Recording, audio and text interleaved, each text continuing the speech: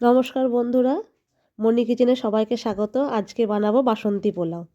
তার জন্য আমি কাপের 4 কাপ আতপ মেপে নিলাম, আর সেই কাপেরই মেপে নেব 1.5 কাপ চিনি, আর নেব আমি 6 কাপ জল।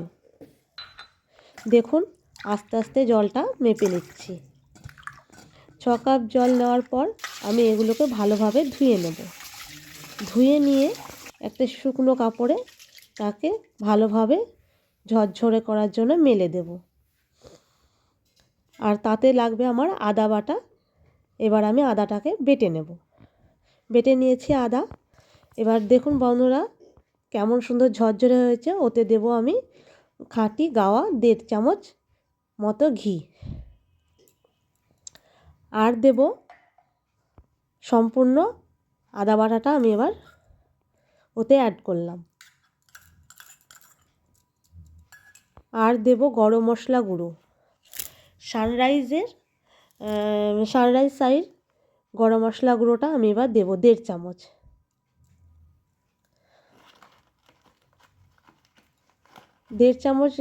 দেওয়ার পর আমি দেব তাতে 1.5 চামচ সানরাইজেরই হলুদ গুঁড়ো। এবার সম্পূর্ণ জিনিসগুলোকে আমি ভালোভাবে মেখে নেব। মেখে নিয়ে প্রায় 15 মিনিট মতো রেস্টে রাখবো। রেস্টে রাখার পর সেটাকে আমি রেস্টে রেখে এবার আমি কড়াই গরম করতে দিয়েছি। এবার কড়াইয়ে দিয়ে দেব গাওয়া ঘি, প্রায় 2 চামচ মতো ঘি দিয়ে দিলাম। এবার তাতে আমি কাজু বাদাম কেটে রেখেছি, দু পিস করে কাজু বাদাম কেটে রেখেছি। সেই কাজু বাদামগুলো আমি এবার দিয়ে দিলাম। দিয়ে দেওয়ার পর হালকাভাবে আস্তে আস্তে নাড়ছি। এটাকেও স্কিপ না করে ভালোভাবে দেখবেন। ধুয়ে রাখা কাজু বাদাম আমি দিয়ে রেখেছি, আর কিশমিশটাও দিয়ে দিলাম। আমাকে সাবস্ক্রাইব করতে ভুলবেন না। ব্রাউন ব্রাউন কালার চলে এসছে। এবার আমি একটু নাড়বো। নেড়ে তারপরে এবার আমি একটু নেড়ে তারপরে তখন তুলে রাখবো। প্রায় হওয়ার মধ্যে এবার এটাকে আমি তুলে নিচ্ছি। তুলে নিব। নেওয়ার পর ওই ঘিয়ে আমি যে রেস্টে রেখে দিয়েছিলাম মাখানো গোবিন্দভোগ চাল, সেই চালটা আমি আবার দিয়ে দেব।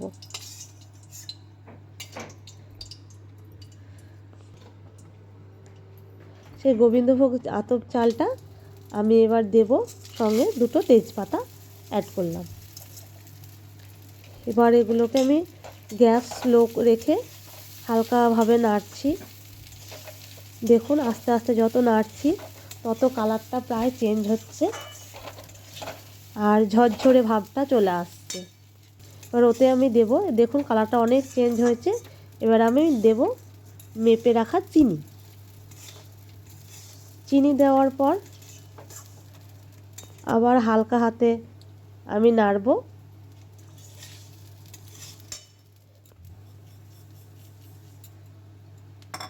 সব সময় গ্যাস স্লো করে এই কাজটা করতে হবে।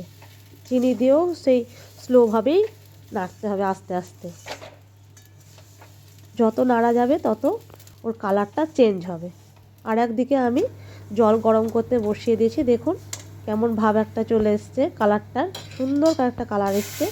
আর ওতে আমি সম্পূর্ণ সেই জলটা গরম ফুটন্ত জল দিয়ে দিলাম। দেওয়ার পর গ্যাসটা বাড়িয়ে দিয়েছি।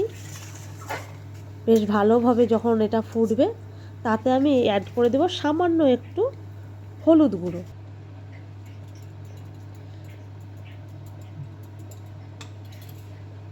দেখুন কেমন সুন্দর এটা জোরে ফুটে উঠেছে।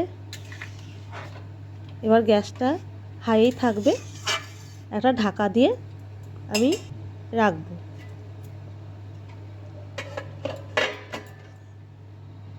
এবার আমি 5 মিনিট পর সেই ঢাকাটাকে আবার তুলে দেখব।